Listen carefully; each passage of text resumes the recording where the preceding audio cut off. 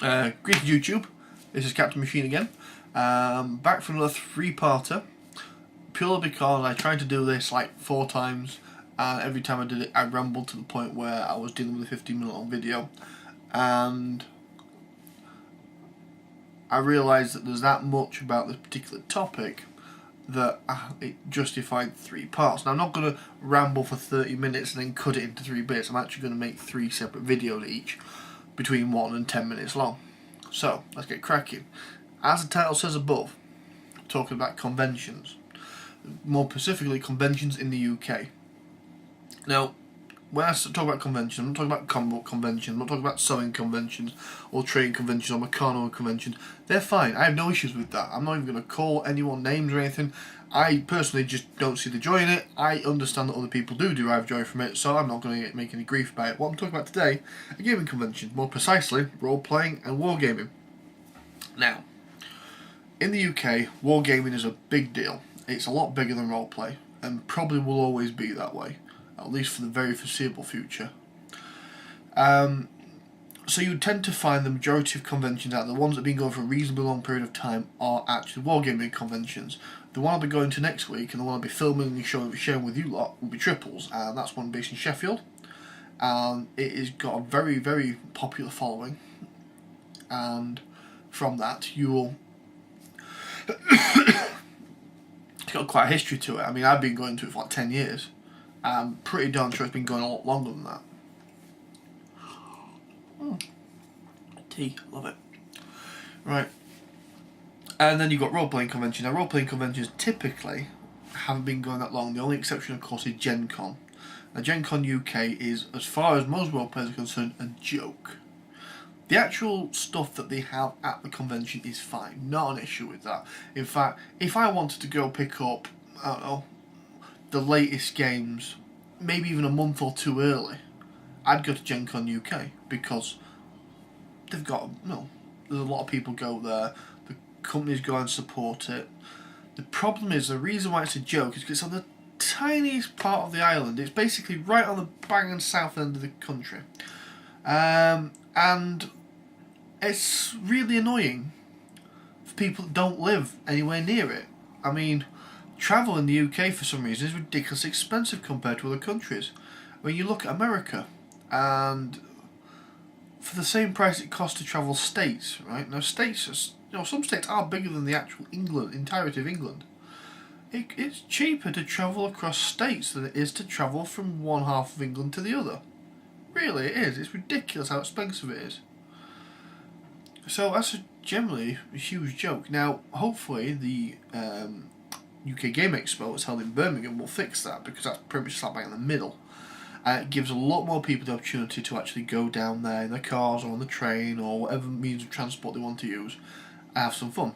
There's also Dragon Meet down in London, and that's unfortunately suffers from the same problem, because anyone with a decent amount of geography will know that London is right bang on the south of England again, and a lot of people north don't like travelling that far. Plus there's a whole north-south divide as well, but that's an entirely different topic which I'll not go into on this channel.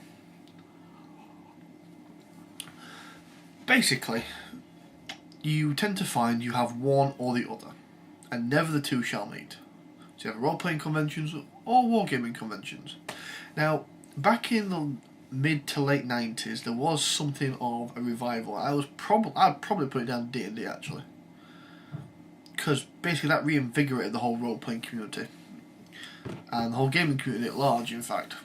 And you would tend to find that in every wargaming convention you have a small table that ran games, usually the RPGA, which is D&D.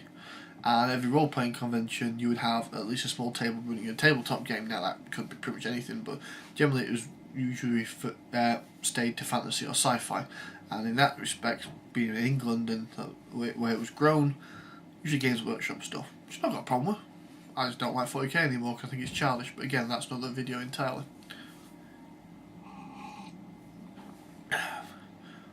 The point I'm trying to get is that UK role players are very, very envious of our American cousins, where we get a lot of our stuff from, because we pick up, well, can't get any more because Dragon doesn't exist anymore. But we used to pick up copies of Dragon. In the back there'd be adverts for half a dozen different conventions all over the country. And you're thinking to yourself, I'd like to go to 2 or 3 conventions a year. Easy. I'd like to be part of the RPG. I'd like to tour around the country, go to different shows, level up a character, and actually take part in the living universe.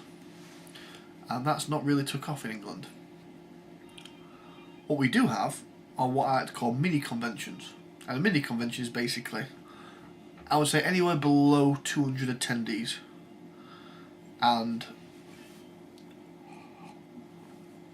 that can come in many shapes and formats. I mean, for example, the national tournaments that the Games Workshop hold, I would consider a mini convention. Because basically people turn up and they play games and hang out and have a couple of drinks and have a really good laugh. And to be honest with you, I'd like to go one year, if I actually bothered to paint my army. But you also have mini role-playing conventions, which I'll be talking about in the next video, which will be Furnace 2007, which is I would love so much. I'm definitely going back this year. In fact, I've got it marked down the calendar, which you can't see because of the new camera angle. And from there, we're going to have a right laugh. But basically, that's just a general overview of it. Because I do apologise, I didn't actually finish my story, did I? Now, like I said, mid-90s to late 90s, there was a bit of a merging where you get one merging with the other. But unfortunately, in the last 5 years, that's gone again. For example, Triples is a wargaming convention, like I've said before. But a lot of my friends who are just purely role players used to go because you could buy role playing books there and models there was really good. I mean, there's nothing better than playing with a nice big battle mat on the table with lots of models and lines drawn and all the rest of it. And of course you could pick up second hand books. I remember spending 200 quid one year buying Ravenloft books. Ravenloft's something I'll be talking about soon. I'll be giving a massive review like I did Cthulhu. But no, a lot of people are disappointed with it because more and more it's just gone back to its wargaming roots, which is fine for me. I love wargaming. In fact, I wish I could spend more time doing it, but wow, it's taking so much of my time, I really need to quit that habit. But no, to get back to the original topic and to conclude this video, before I run over time. Yeah, a majority of conventions, the big ones, the long-established ones, the ones that have been around for years, in the UK are wargaming conventions. For role players, such as myself and my friends, it's a struggle finding a decent role-playing convention in the UK. Even the small size of the country means that if you travel anywhere near, say over 100 miles, it becomes ridiculously expensive to do it. Right, well, I'm going to sign off for now, and I'm going to